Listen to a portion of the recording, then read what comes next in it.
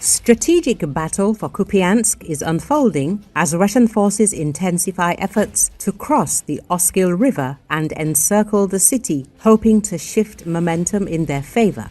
Yet, despite repeated assaults and tactical shifts, their advance remains stalled, trapped in a deadly fire pocket, crippled by logistics, and methodically dismantled by a patient and lethal Ukrainian defense. Euromaidan Press says, it is noted that the battle for Kupiansk is characterized by persistent Russian pressure along two key axes, primarily via the Pischane funnel, a narrow corridor extending westward toward the Oskil River. Here, Russian units attempt to widen their area of control, aiming to solidify positions near the riverbanks and save themselves from the deadly Ukrainian fire from three sides. However, because of the fire pocket, Russian forces in this sector are severely undermined, undersupplied, and critically lack armored support. Their presence largely consists of scattered infantry groups operating without meaningful logistical backing, rendering them particularly vulnerable to precise, small-scale raids by Ukrainian special forces. Euromaidan Press reports. Ukrainian forces employing a robust active defense maintain continuous pressure in an active defense, conducting raids with special forces teams to take prisoners, obtain mission-critical intelligence, and disrupt Russian force-gathering efforts. Thus, Russian elements within the funnel remain strategically insignificant, given ongoing high-stakes battles elsewhere, particularly around Toretsk, Pokrovsk, Kostiantynivka, and Sumy.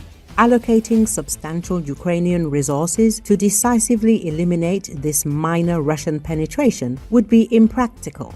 Additionally, pushing Russian forces back here would inadvertently shorten their overextended supply lines, unintentionally improving their logistical conditions. Therefore, Ukraine's current strategy of containment and attrition effectively drains Russian manpower without compromising Ukrainian resources. Meanwhile, Russian command persistently attempts to close the pocket around the Pischane funnel, striving to transform it into a platform for a more substantial advance directly toward Kupiansk and the strategically important Oskil River. Despite frequent offensive attempts, Russian progress remains negligible. Various tactics have been employed, including infantry-only assaults, motorcycle-mounted rushes, and even limited armor-supported pushes. Euromaidan Press says each of these efforts has consistently failed due to relentless and highly effective Ukrainian resistance. Another critical element of Russian operations in the Kupiansk direction is their presence around the Dvorich bridgehead. Here, Russian forces have managed to establish a precarious foothold across the Oskil River. However, their logistical situation is dire, relying exclusively on rubber boats traversing the river's narrower stretches, which is an inherently unreliable method, susceptible to Ukrainian interdiction. Consequently, Russian offensive potential from this bridgehead is severely handicapped, relying almost entirely on infantry groups that gradually cross the river and then mass together for concentrated assaults. This predictable approach frequently backfires. Ukrainian forces tactically permit certain Russian units to penetrate slightly, quickly sealing the breach afterward. Thus, isolated and encircled, these Russian groups are systematically neutralized, amplifying enemy losses.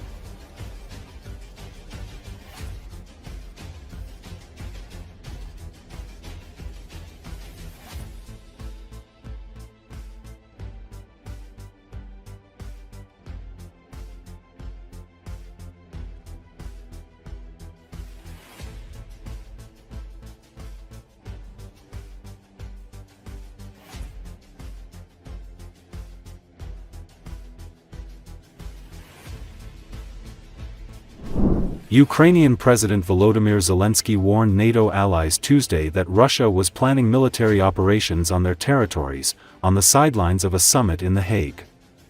According to Associated Press, past NATO summits have focused almost entirely on the war in Ukraine, now in its fourth year, but Kiev's bid to join the alliance has been stalled since the election of U.S. President Donald Trump.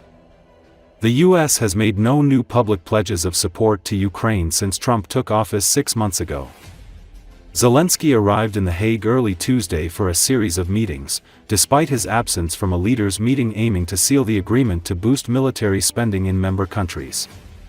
He appealed for European investment in Ukraine's defense industry, which can produce weapons and ammunition more quickly and cheaply than elsewhere in Europe. No doubt, we must stop Putin now and in Ukraine. But we have to understand that his objectives reach beyond Ukraine. European countries need to increase defense spending, he said. He agreed that NATO's new target of 5% of GDP is the right level.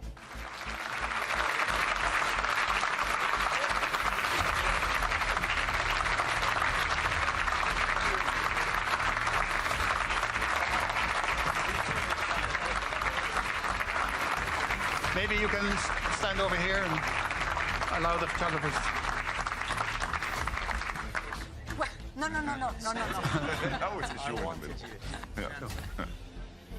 No. There are no signs that Putin wants to stop this war. Russia rejects all peace proposals, including those from the United States of America. Putin only thinks about war. That's a fact. Maybe he connects his own political survival with his ability to keep killing. So long as he kills, he lives. And our intelligence confirmed this. Russia is even planning new military operations on NATO territory, meaning your countries, and this war is now on in Ukraine, and it's to get prepared, well, to be ready.